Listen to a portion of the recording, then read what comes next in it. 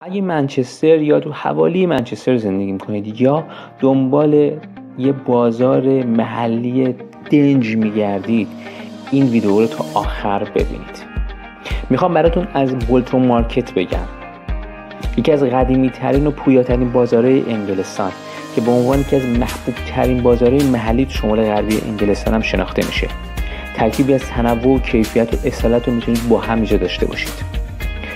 تنوع محصولاتشون فوق‌العاده است، از میوه و سبزیجات گرفته تا گوشت و ادویه و کلی محصول محلی. اما خیلی‌ها بولتون مارکت رو بازار ماهیش میشناسن. انواع اقسام ماهی‌ها رو میتونید با قیمت رقابتی اونجا پیدا کنید. پس اگه حوالی بولتون هستید، حتما به این بازار محلی سر بزنید. مطمئن باشید که پشیمون نمیشید.